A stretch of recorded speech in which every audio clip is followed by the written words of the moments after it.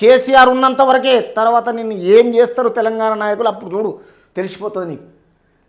Parliament ఎన్నికల్లో గుణపాఠం చెప్తారు చూడండి. ఇప్పుడు కాంగ్రెస్ పరిపాలన ఎలా ఉంటుందో, ప్రజలు ఎలా సంతోషంగా ఉండరో, గెలిపించుకుంటారా లేదా, 17 సీట్లలో కాంగ్రెస్కి ఎన్ని వస్తాయి, మీకెన్ని వస్తాయి తొందరలోనే తెలుస్తుంది, కొంచెం వెయిట్ చేయండి. కేటీఆర్ ఇక్కడ రాడంటూ ప్రచారం చేశారు.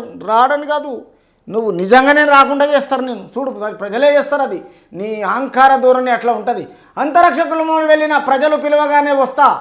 24 ఏళ్ల తర్వాత కూడా సర్వీసింగ్కు వచ్చింది BRS working president KTR. Car సర్వీసింగ్కు వచ్చింది అంటే కారు మొత్తము నడిచే కారుకు ఇంజన్ ఒక్కటే పోలే, బోరు ఈనపోయిందంటారు ప్రజలు.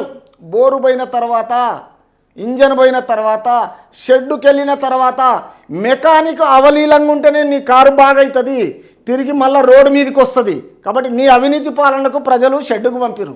నువ్వు సర్వీసింగ్ ఇంత తొందరలో కాదు, నీది ప్రజలు ఇవ్వాలి ఆ తీర్మానం. నీ గాలి మాటలన్నీ కట్టిపెట్టు కేటీఆర్ గారు. తర్వాత ఇప్పుడుగానే చెప్తున్నా, ఈ మధ్యన ఒక జర్నలిస్ట్ శంకర్కు పాపం ఆ కుటుంబాన్ని ఈరోజు నువ్వు బలి చేశావు. నీ అవసరానికి ఆ అబ్బాయిని ఒక యూట్యూబ్ ఛానల్ పెట్టేసి భార్య పిల్లలకు దూరం చేసేసి, ఉప్పల్ ఏరియాలో 100 హాస్పిటల్ ఉన్నాయి, 100 హాస్పిటల్ ఉన్నాయి అంటే నీ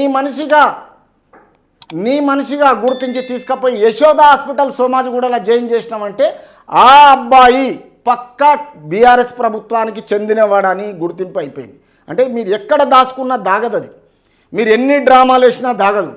కొన్ని ఛానళ్లను ఈరోజు T24 ఏంది, తెలుగు లైన్ న్యూస్ ఏంది, తర్వాత యూ న్యూస్ ఏంది, తర్వాత వైఆర్ టీవీ ఏంది, ఈ టీవీలకు అన్ని మిర్రర్ టీవీ ఏంది, అధికార పార్టీకి దుర్వినియోగంగా ఎడాపెడా మాట్లాడుతున్నారు. అది కరెక్ట్ కాదు.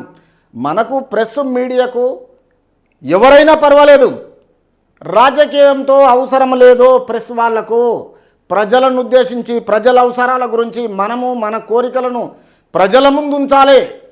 ప్రజలకు ఏం కావాలనో ప్రజల ముందుకు పోవాలి, వీళ్ళ పరిపాలనను చూపించాలి, ప్రశ్నిద్దాము సాధిద్దామనే తత్వంలో ఉండాలి.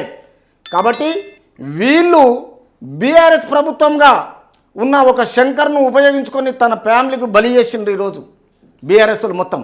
కాబట్టి మీ ఛానళ్లకు మీకు అతి తొందరలోనే తెలంగాణ రాష్ట్ర ప్రజలు బుద్ధి చెప్తారు. కాబట్టి ఇప్పుడుగిన మిత్రులారా, మీడియా పరంగా ప్రజలను అనుసరించి ప్రజల మంచి కోరి ప్రజల ముందుకు ఉండండి తప్ప రాజకీయ పార్టీలతోటి ప్రెస్కు సంబంధం లేదు. ఈరోజు మీరు చేసిన కొన్ని ఛానళ్ళు బీఆర్ఎస్కు అంకితం అయిపోయి ఫ్యామిలీలకు కొలాప్స్ చేసుకుంటున్నారు. ఎందుకంటే భార్య పిల్లలకు దూరం కాకుండా ఈ గొడవలు ఇంపార్టెంట్ కాదు. ఏముంది, ఈరోజు ఇంట్లో రేపు బయట.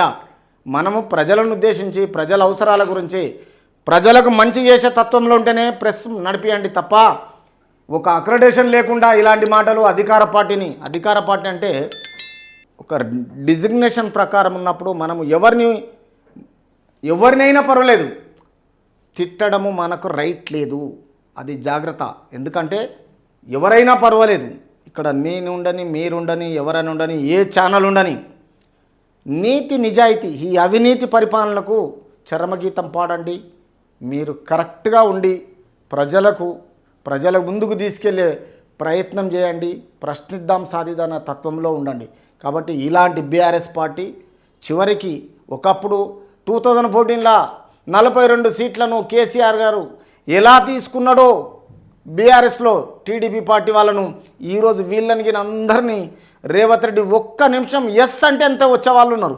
కానీ రేవంత్ రెడ్డి ఎందుకు, మీ కుటుంబ పరిపాలన వల్ల మిగతా ఎమ్మెల్యేలను వాళ్ళందరినీ లైఫ్ కొలాప్స్ చేశారు. కాబట్టి ఇంకా టైం ఎందుకు ఇస్తారంటే ఎంపీ ఎలక్షన్లు అయ్యేదాకా మీరు ఓపిక పట్టండి. తర్వాత తెలుస్తుంది మీ పరిపాలన ఏ విధంగా 10 సంవత్సరాలు కొనసాగింది, ఇప్పుడు ఎలా కొనసాగుతుందో.